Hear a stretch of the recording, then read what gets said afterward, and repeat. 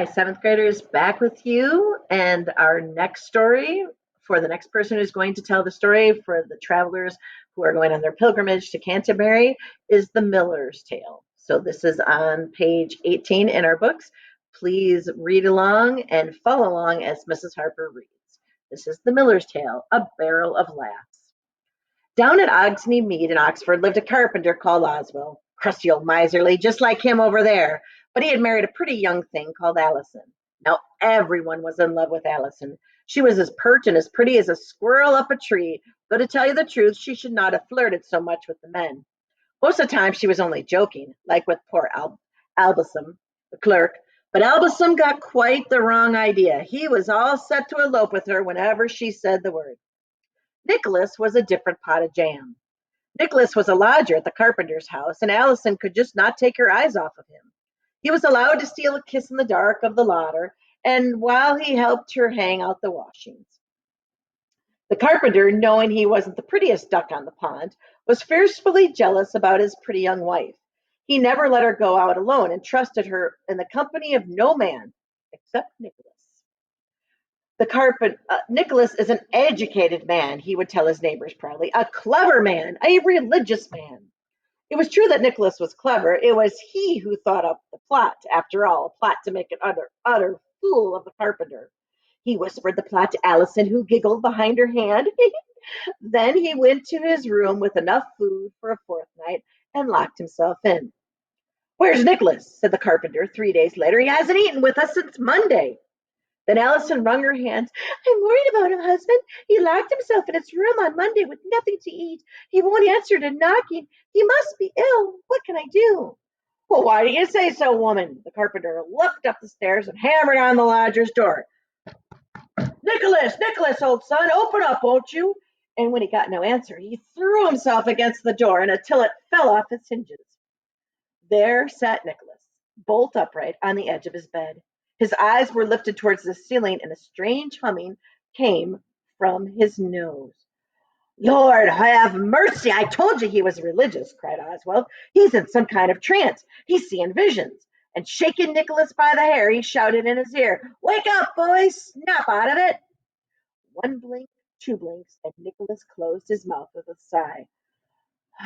Brother Oswald, I've been visited by the angels, and they showed me such visions. What? Tell us, what? Then Nicholas clapped the carpenter in an embrace and said tearfully, You've been like a father to me, so I'm going to tell you a terrible secret.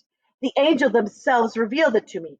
The end of the world is coming. Oh, Jesus, Mary, and Joseph, said the carpenter, crossing himself. What fire and brimstones? No, no, said Nicholas in the most saintly of voices. You remember Noah. Well, of course I remember Noah. Oswald burst out excitedly. Noah who? Nicholas sighed with the patience of a holy martyr. You remember how in the Bible we were told that God sent rain for 40 days and 40 nights and the whole world was drowned, except for Noah who built an ark. That's to say, a boat. And he floated it to safety and started up all the human race all over again after the flood dried up. Is it rain then? Are we all to be drowned, me and you and little Allison and the cat? All, said Nicholas in sepulchral tones, unless he told the carpenter to fetch 3 big watertight barrels and to hang them up above the roof beams of the house by stout hemp ropes, a barrel for each of them. When the rain comes, the flood will rise and rise until it sets the barrels afloat. Then, at the given signal, we shall cut the ropes and float away on the tide. Take a bite of bread and cheese up there with you. We may be floating about for some time before God ends the flood. Calling down blessings from heaven on Nicholas, the carpenter hung the 3 barrels in the roof, climbed into one, and sat waiting for the flood.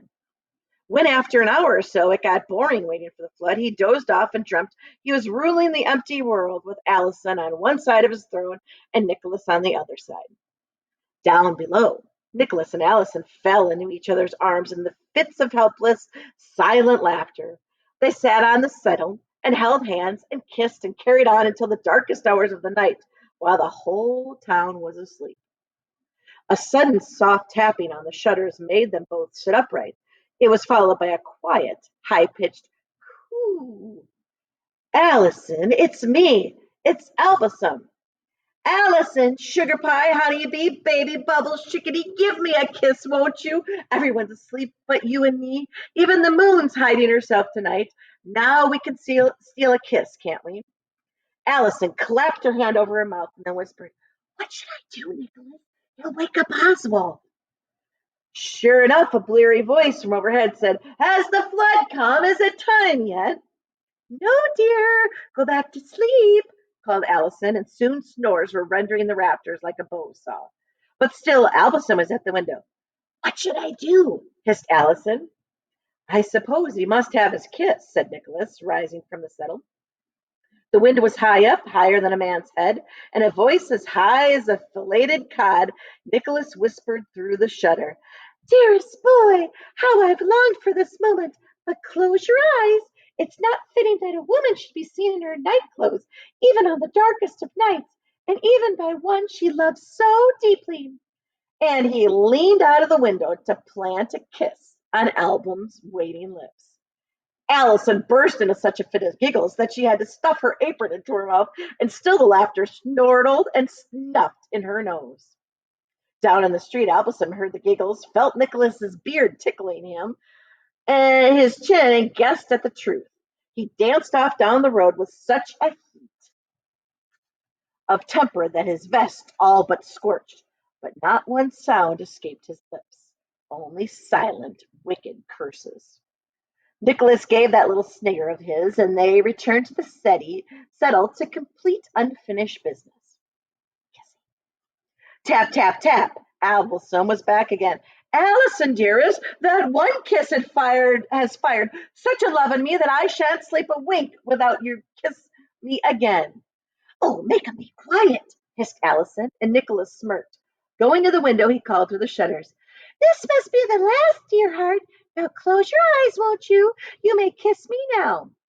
And edging on to the window sill, he proffered Albusum the seat of his pants. Albusum was waiting for him. He had been to the forge and heated a brandishing iron in the blacksmith's fire. Now he stood brandishing it like the devil with his pitchfork. And as Nicholas' trousers came through the window, Albusum lunged. They heard the scream all the way up in Bayberry.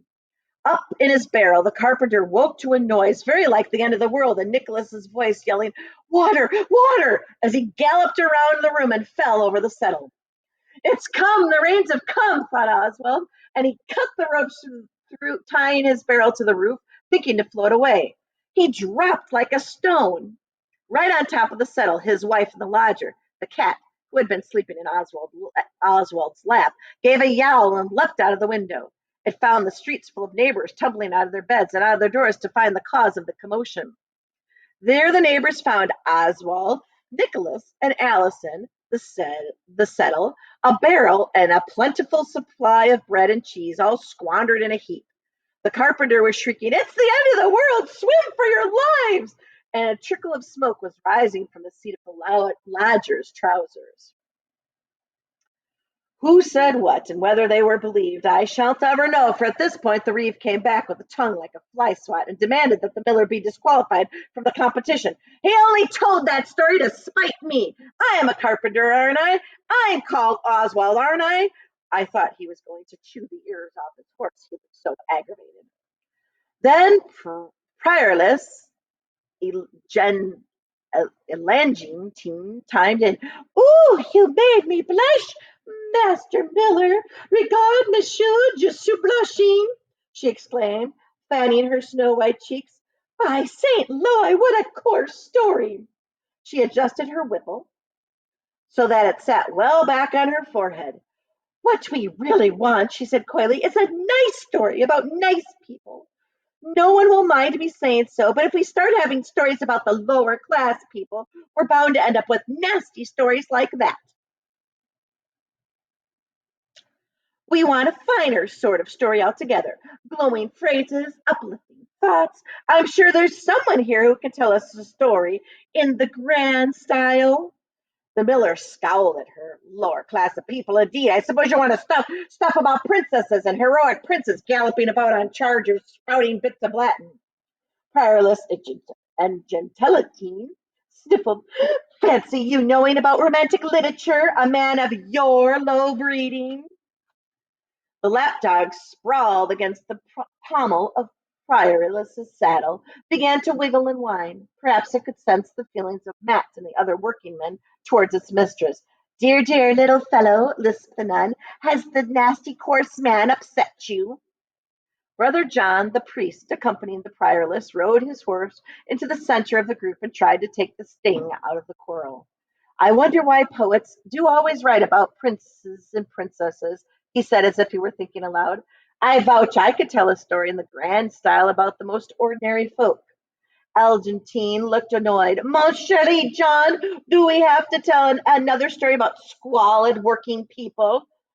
The miller and his cronies growled menacingly. Brother John was unperturbed.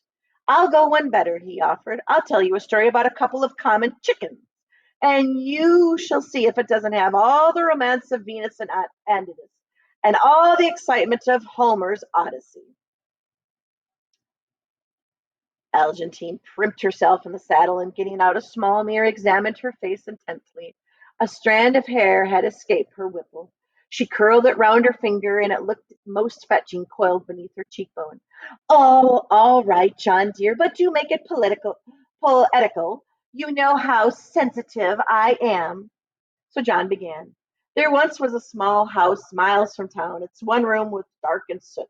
Excuse me, said the Oxford scholar, but that doesn't sound like grand poetic English to me. All the words are so short. John, sorrow priorless Aeginetine, this had better be poetical. Please don't distress yourself, lady. Sir, said Brother John, patting down their anxieties with large white hands. I'm saving the poetry for the hero and heroine. And thus concludes our story of the Miller's Tale and our tie into our next story.